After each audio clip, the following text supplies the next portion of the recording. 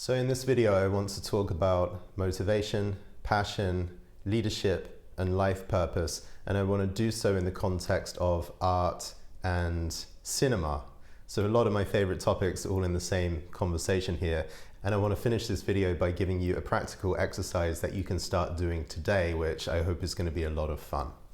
So to give you some background, ever since the pandemic kicked off in the beginning of 2020, I slowed down my traveling life and took the time to really dive into film. So I ended up buying a big screen TV, which I didn't have for something like 20 years. And I've been going through lists of classics, 100 greatest films of all time, as recommended by the X amount of critics and so on. And I've been working my way through and giving myself a deep education in the world of cinema.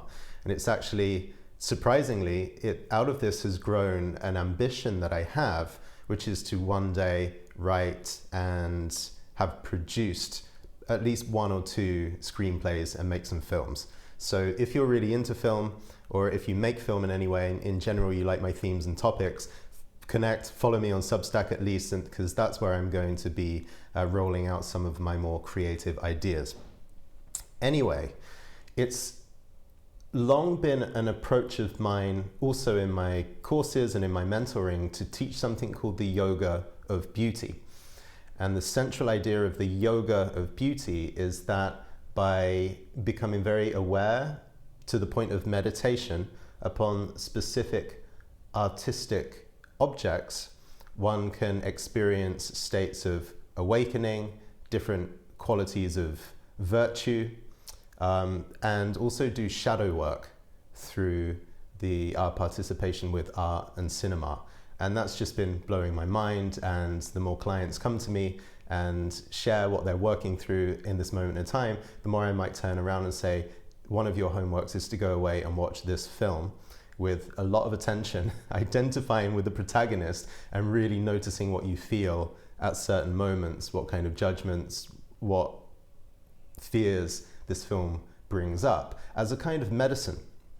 It's quite amazing that if we identify radically enough with the protagonist in the story can give us a form of medicine. And I think that's one of the deep gifts that drama, theatre, literature has given us through the ages, is the ability to experience things before they happen in life as a way to install wisdom.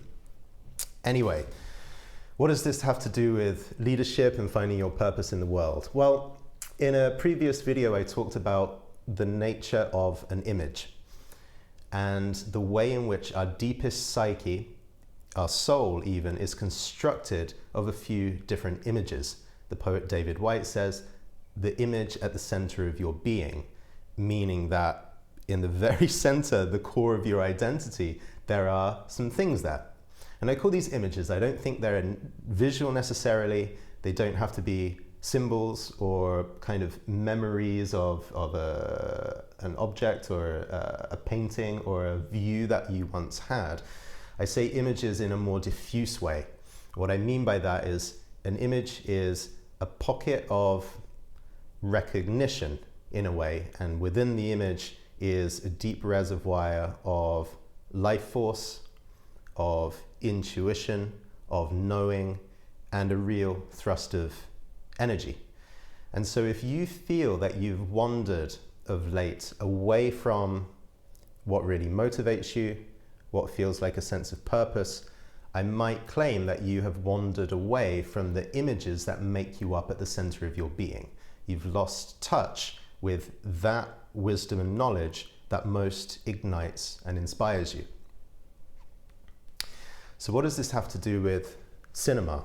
And what I want to propose here is that art in general, and particularly film, because I think that's our late 20th century, early 21st century cultural vernacular around the arts. Movies are things that everybody has experienced, and it's easy to go out and grab something new. It's much less approachable for a lot of people to go to painting galleries and like opera or theatre, things that used to make up the arts in former days, right?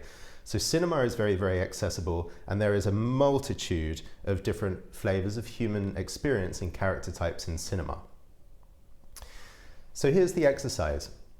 If you feel a little bit estranged from your fundamental aliveness or purpose, or you want some help to fill or bridge that gap a little bit more, like you would like to extract more life force, more excitement, more clarity on what it is that you really want to do in your life, then grab a pen and a piece of paper and write upon it your 10 favorite films of all time.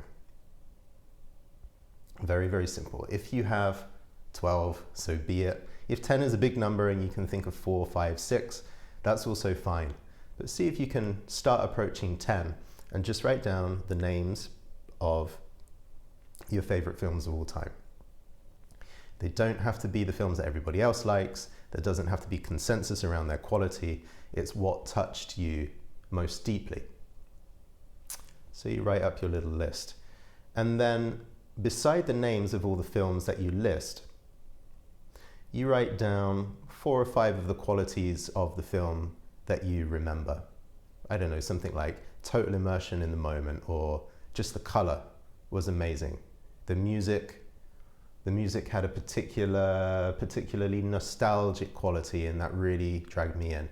Maybe it was the beauty of one of the actors and actresses. The intensity or the reality of the war scenes, or how fast the action was, or how much it opened your heart.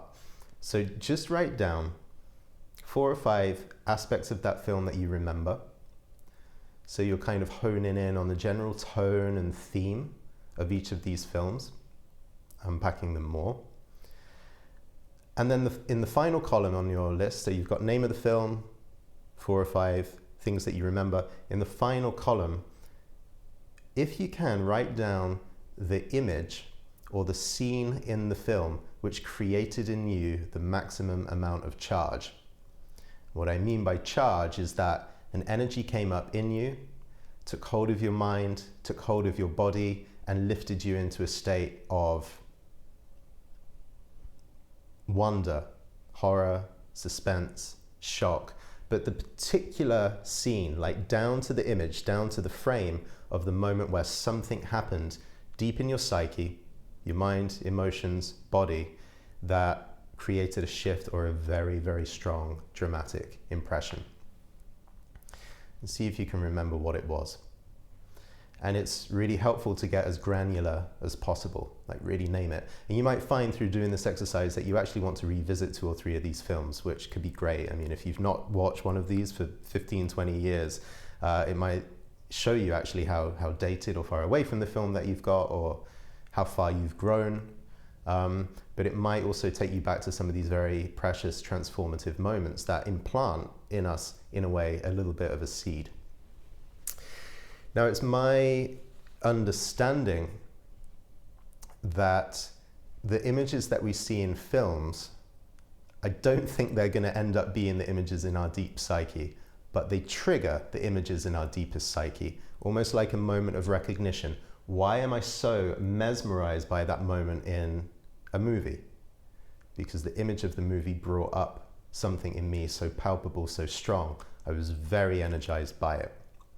And so what we're looking for is to find more and more information about these energizing images that come forth in us. So I give a couple of personal examples just to close out. My favorite filmmaker over this last 2 or 3 years has been Wong Kar-wai. He's a Hong Kong filmmaker. He did a lot of stuff in the 90s and the early 2000s. And so what he talked about in his chief films are themes of romance and loss and the passing of time. And basically, he talks about a decade of my life, which I spent in Latin America, but he talked about a decade of my life, but he puts it in his own Hong Kong context. So even though that's a part of the world I do not know, the emotional and soul aspect of the films brings me so much energy because I've lived it. And then it gives me material to explore. What was I doing? How am I prone to have this again? What is the nature of the tragic within me? It touches me very, very deeply. And then there are other films that get me also. I think peak Fellini, so we're talking about 8.5 or La Dolce Vita, really show me experiences of myself to the point where I'm really, really mesmerized watching every aspect of these films, and it's really clarifying. And so what are the qualities, the emotional qualities, the story arcs, the characters that I'm drawn to, the lessons that I take in from tragedy or character success? Well, that can be very difficult to put my finger upon.